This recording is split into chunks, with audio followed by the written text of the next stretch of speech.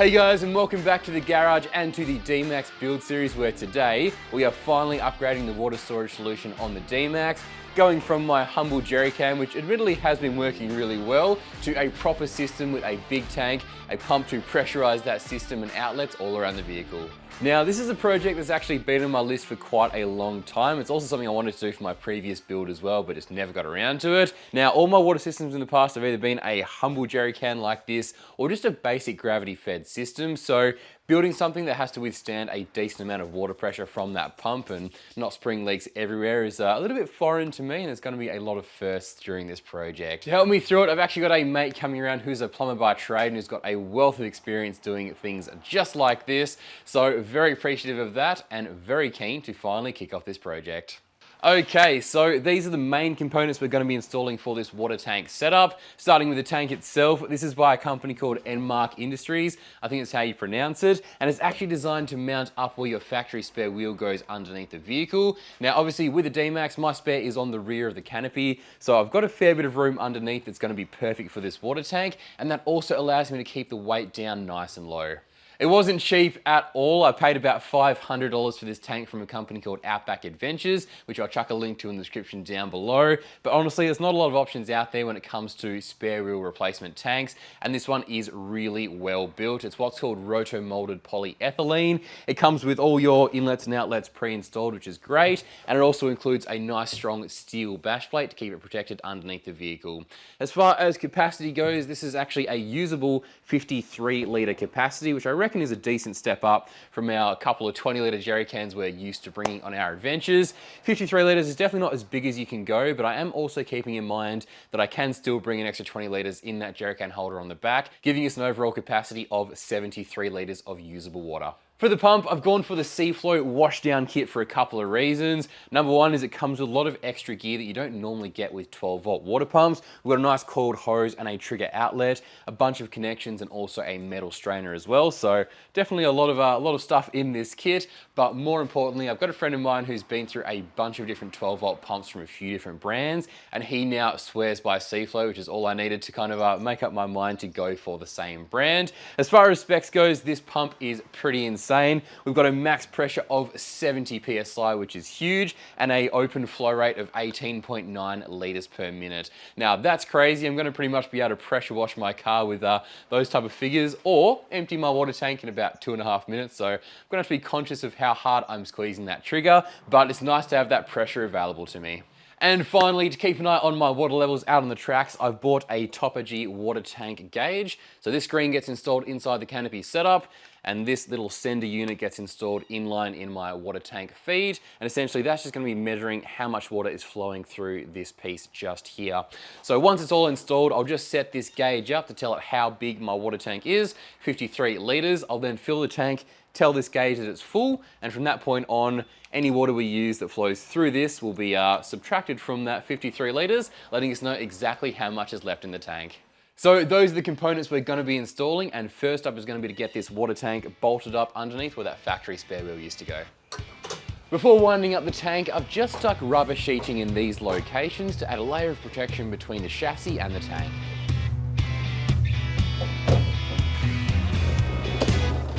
So both the water tank and that bash plate underneath have squares cut out of the center that are designed for my factory spare wheel hanger to go down between and lift the tank up with that. However, with the D-Max version, there's quite a few little knobbly bits on top there that I think if I was to lift the tank and the bash plate from that, it wouldn't fit in there nicely, number one, and number two, it might just cause damage over time. So to solve this problem, Bianca actually came up with a solution for this, and we've made some custom pieces with strong aluminium box tube like this, put some bolts through them, put some rubber, and essentially these are going to act as a middleman between this little hanger assembly there and the tank itself. So those will sit on like that. The bolts underneath are to stop this rocking off over time, and there's little lips on the side to stop coming out that way.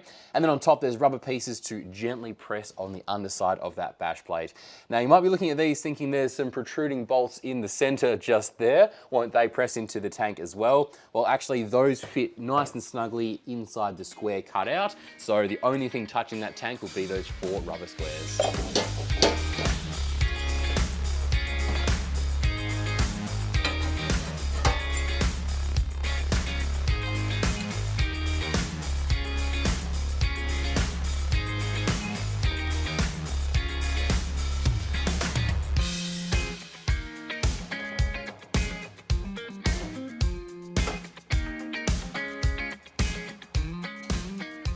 Okay, so that tank is now held underneath the car using that factory spare tyre hanging mechanism. But when that tank's full of water, it's going to be a fair bit heavier than a factory spare wheel. So to add a bit of extra bracing to it, I'm going to be adding a piece of Unistrut across the top that's going to sit on the chassis above where that tank is sitting. I have added a little bit of rubber there to help it essentially not wear through on corrugations and cause any damage to that chassis underneath. The tank itself did come with that bash plate underneath and some lengths of threaded rod, which will hopefully essentially poke up through those holes, and we'll tighten it up, and that will hold it firmly in place.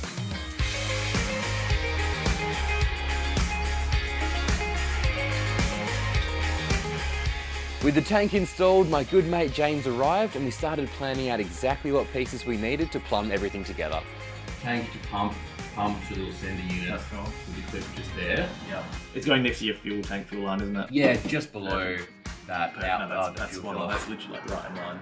Awesome. 1/2 inch female back-plated elbow.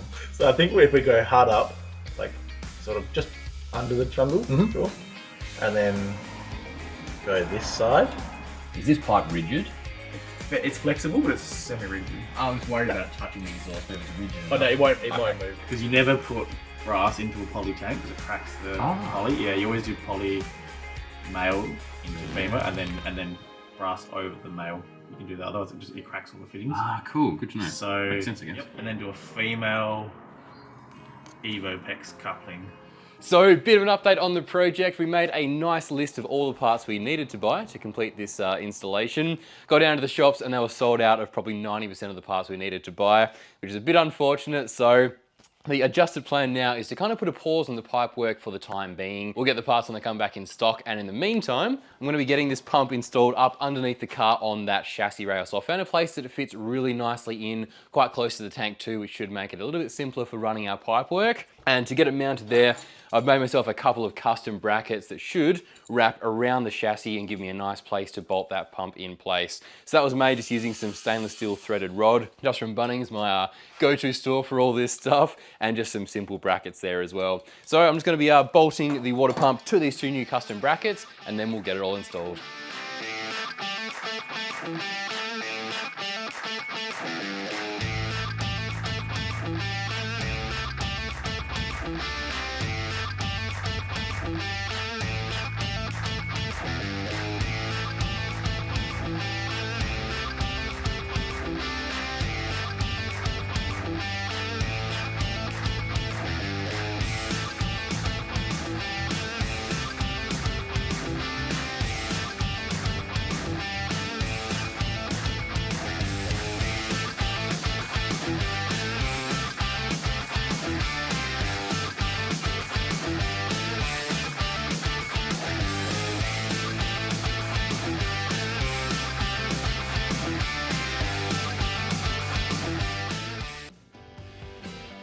So we are back after a couple of weeks now with a lot more pieces we had to wait to come in, and James has kindly picked those up from his local plumbing store. So I thought what makes sense now is going to be to run through the pieces we've bought to get this job completed, starting with the selection of pipe to link everything together. So what have we purchased to plumb this all together? Well, so we've gone through a Ozpex pipe from Reese Plumbing Supplies. So we were thinking of doing something different, but this is sort of flexible and will be probably quite good for underneath the car. Thinking all those corrugations, right? We don't want any rigid stuff cracking over time. Yep. So I'm going to be using this pipe to join everything together. But this is a bit of a more custom round, a bit different to our original plan. We're going to be using some fancy joiners. So these are also Ozpex fittings. They have a little copper sleeve, which we are going to use this B-press tool to crimp them. Very professional plumbing tool. That's the advantage of having a professional here to help me out for this project. That's free. Yes. As for the threaded joiners, we're going to be using a few different forms of sealing for those, aren't we? Yes. Yep. So we've got a Loctite thread cord.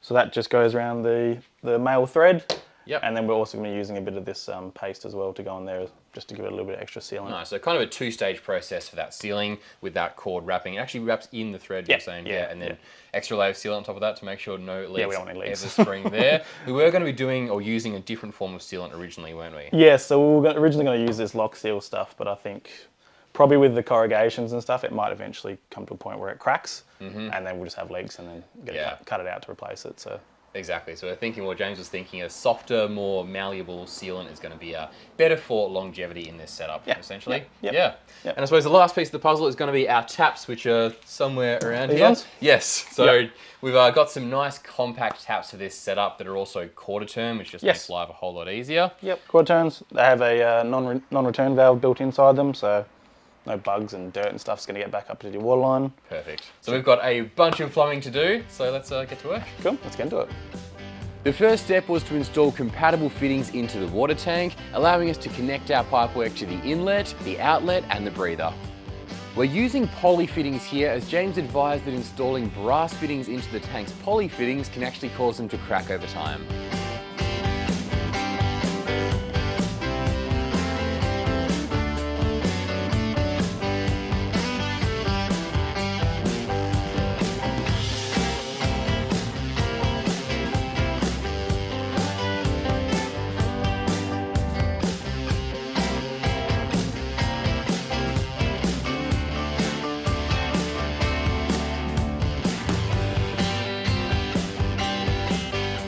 With fittings now installed on both the water tank and the pump, it was now time to work out exactly where we wanted to run the pipework that wasn't going to be in the way of anything under the car.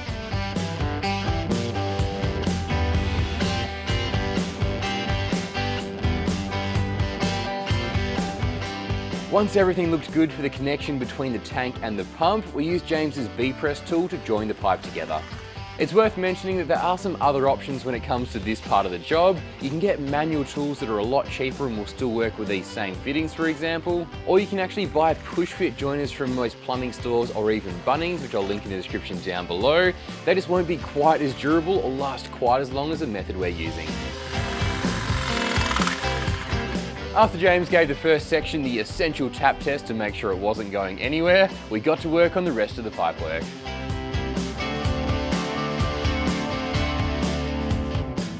With the pipework done, it was now time to make up some custom brackets using aluminium angle to mount the water inlets and outlets.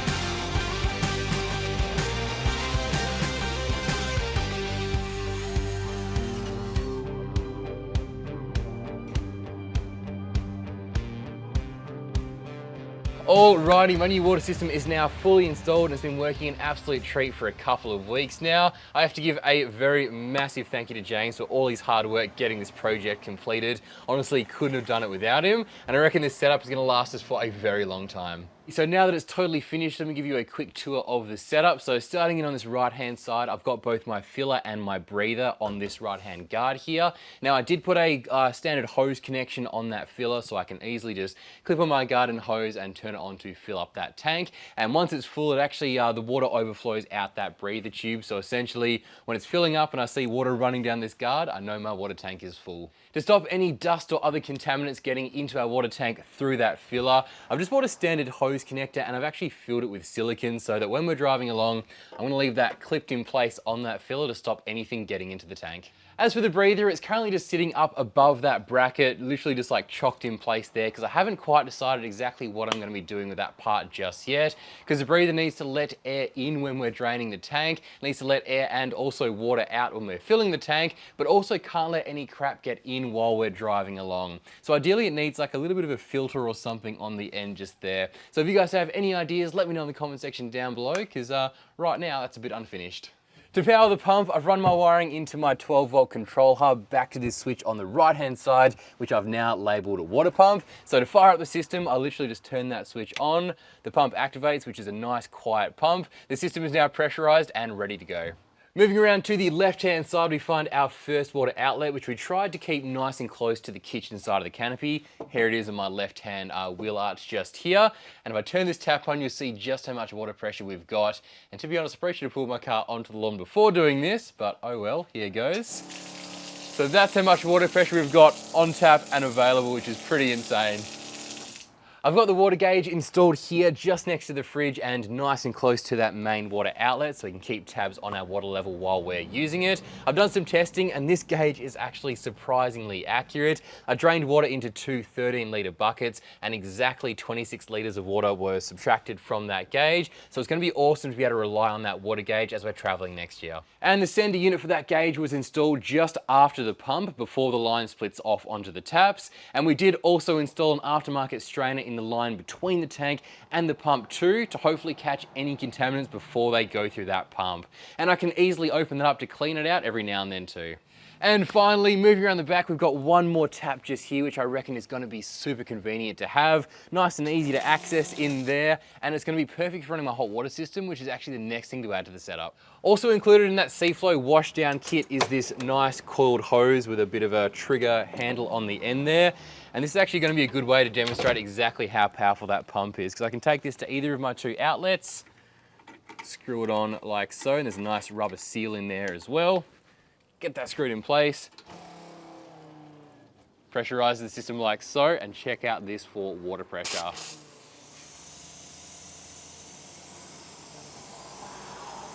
Literally, probably more water pressure than our house has, and I reckon that's going to be pretty handy on the road. Give the car a bit of a clean down, and happy days.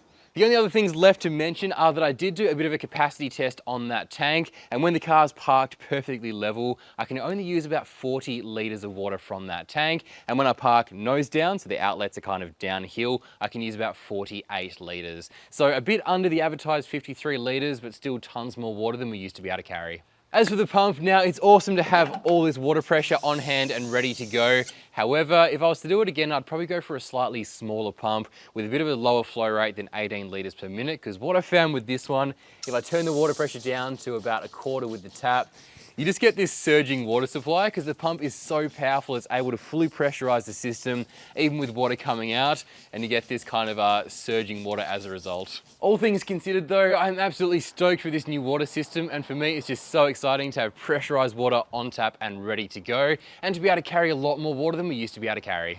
Before I finish up this video, I want to extend a very special thank you to the channel's 3 latest Explorer tier Patreon members, Daniel Davidson, Brady Morton, and Josh H5. Guys, I honestly can't thank you enough, and the fact that you've not only chosen to support the channel through Patreon, but at that very top tier really just means the world to Bianca and I, and we hope you continue to enjoy the content.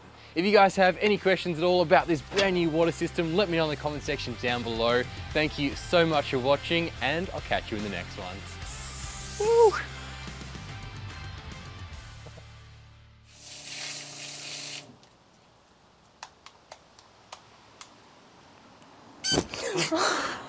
You squeezed my hand. I didn't, that's a lie, and that's on camera. I'm going to zoom in on that. You I didn't. You grabbed No, my no, hand and no. made me